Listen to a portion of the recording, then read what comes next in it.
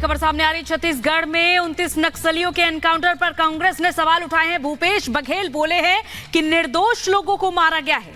कांग्रेस प्रवक्ता श्रीनेत ने बताया है शहीद। बीजेपी ने कांग्रेस पर हमला बोला है।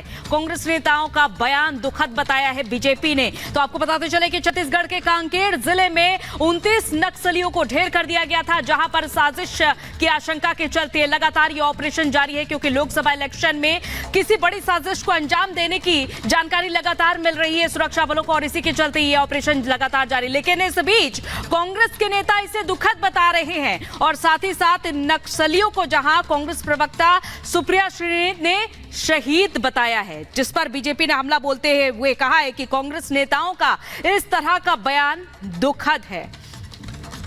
और साहिल हमारे सहयोगी हमारे साथ जुड़ चुके हैं। साहिल, लगातार इस तरीके का ऑपरेशन जारी है और फिलहाल मौजूदा समय में गढ़चिरौली में भी इस तरह का ऑपरेशन जारी है, लेकिन कांग्रेस नेताओं का इस तरह का बयान, क्या कहा जाए इस पर?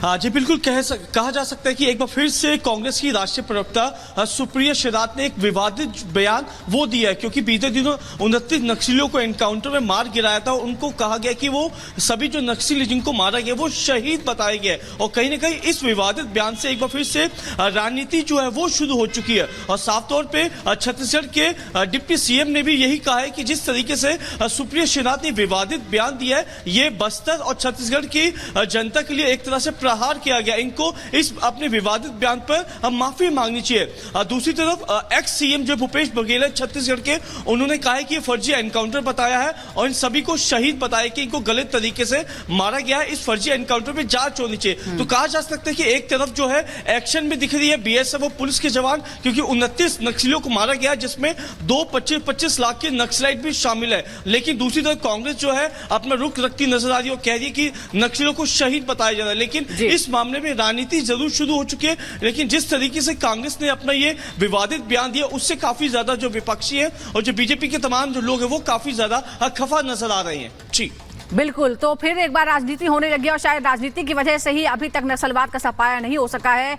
और ये जो कांग्रेस नेता है शायद ये भूल गए होंगे मनमोहन सिंह का वो बयान, जब उन्होंने कहा था कि आतंकवाद से ज्यादा बड़ी समस्या देश के लिए नक्सलवाद है।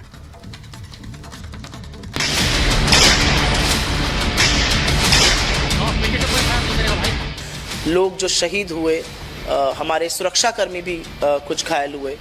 फर्जी मुठभेड़ के रमन सिंह के कार्यकाल के और अभी के भी मुठभेड़ में मारे गए नक्सलियों को शहीद कहकर कांग्रेस पार्टी ने लोकतंत्र पर प्रहार किया है।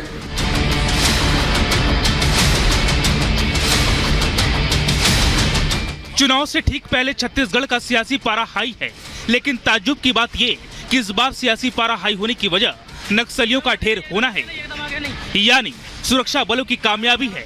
लेकिन कांग्रेस को ये पसंद नहीं आया। सत्ता की खातिर कुछ भी कर गुजरने वाली कांग्रेस ने इसे चुनाव से जोड़ दिया, फर्जी मुठभेड़ बताया और नक्सलियों को तो शहीद तक बता दिया। इसके पहले जो हुआ, जो बताया वो नक्सली नहीं थे, उसको मारा गया। एक कांकेर में हुआ है, उसके परिवार के लोग आए थे, उनके पास आधार कार्ड सब है। और कितने उदाहरण चाहिए उनको फर्जी मुठभेड़ के, रमन सिंह के कार्यकाल के और अभी के भी। ये लाख दे देंगे, उसमें क्या है। गिरफ्तारियां भी हुई, फर्जी मुठभेड़ भी हुआ है। तो मुझे लगता है इसकी बिल्कुल गहन जांच होनी चाहिए, और उन सब लोग जो शहीद हुए, हमारे सुरक्षाकर्मी भी कुछ घायल हुए, उन सबको हमारी संवेदनाएं हैं, और इसमें कोई राजनीति का सवाल ही नहीं है। कांग्रेस के नक्सल प्रेम पर बीजेपी ने भी पलटवार किया है। छत्तीसगढ़ के सीएम के साथ ही दोनों ही उप मुख्यमंत्रियों ने कांग्रेस की सोच पर न सिर्फ अफसोस जताया, बल्कि इस तरह के बयानों को दुखद बता रहे हैं। इस मुठभेड़ में शामिल सभी जवानों और सुरक्षा अधिकारियों को मैं बधाई देता हूं। छत्तीसगढ़ के नक्सल मामलों के इतिहास की यह सबसे बड़ी सफलता है। माओवादी लोकतंत्र में आस्था नहीं रखते और हर लोकतांत्रिक प्रक्रिया को हिंसात्मक गतिविधि से प्रभावित करते हैं। इस मामले में भी ऐसा ही लगता है। शायद माओवादी चुनाव को प्रभावित करने की कोशिश में थे। ये दुखद है कि जो प्रदेश के मुख्यमंत्री रहे भूपेश बघेल जी, वो कल कह रहे हैं कि एनकाउंटर फर्जी है। भाजपा के सरकार में ऐसे, भैया ये मतलब जिन जवानों को मैं देख कर आया हूँ, क्या फर्जी ढंग से उनको मारा गया है? जितने असला बरामद हुए हैं वो फर्जी हैं, वर्दीधारी सारे हैं वो फर्जी हैं। अब इस तरह से कह के फिर से विषय को बदल देना ये बहुत गलत बात है। मुठभेड़ में मारे गए नक्सलियों को शहीद कहकर कांग्रेस पार्टी ने लोकतंत्र पर प्रहार किया है। ये देश के सुरक्षा बलों पर प्रहार किया है। देश के सुरक्षा बलों के बहादुरी पर प्रहार है। ये छत्तीसगढ़ और बस्तर की जनता पर प्रहार है। ये बहुत ही शर्मनाक बयान है। राज्य सरकार, प्रशासन और पुलिस शांतिपूर्ण मतदान कराने में जुटे हैं, लेकिन लोकतंत्र के इस महापर्व को नक्सली हाईजैक करना चाहते हैं। नक्सलियों के इस नापाक मंसूबे को सुरक्षा बलों ने नाकाम कर दिया। छत्तीसगढ़ के बस्तर जिले के कांकेर में जवानों ने 29 खूंखार नक्सलियों को मार गिराया, जिसकी तारीफ गृह मंत्री भी कर रहे हैं। छत्तीसगढ़ में सुरक्षा बलों को बड़ी सफलता प्राप्त हुई है। मोदी जी जब से प्रधानमंत्री बने तब से नक्सलवाद और आतंकवाद के खिलाफ एक सातत्यपूर्ण अभियान भारतीय जनता पार्टी की सरकार ने चलाया है और छत्तीसगढ़ में भारतीय जनता पार्टी की सरकार बनने के बाद वो अभियान में और गति आई है। लगभग 3 महीने के समय में 80 से ज्यादा नक्सली ढेर हुए हैं, 125 से ज्यादा अरेस्ट किए गए हैं और 150 से ज्यादा नक्सलियों ने सरेंडर किया है। ऑपरेशन कांकेर में मारे गए सभी कट्टर नक्सली थे। मारे गए नक्सलियों के पास से भारी मात्रा में हथियार और गोला बारूद बरामद किया गया है।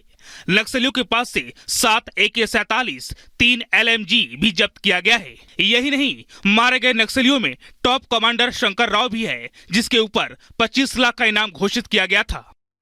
ये पहली बार ऐसा हुआ है कि जबकि डिविजनल कमेटी लेवल के शंकर राव और ललिता दोनों के दोनों कमांडर्स को हमने मारा है और इसके अलावा भारी तादाद में उनके ऑटोमेटिक्स, जो उनके कमांडर्स ही हैं वही ऑटोमेटिक लेके चलते हैं, क्योंकि हथियारों और अम्यूनिशन की उनके पास काफी कमी है। तो इसमें काफी तादाद में हमने ऑटोमेटिक्स 17 के करीब अभी तक हमने रिसीव की हैं। आज सूचना का आधार पर पार्टी रवाना की गई थी।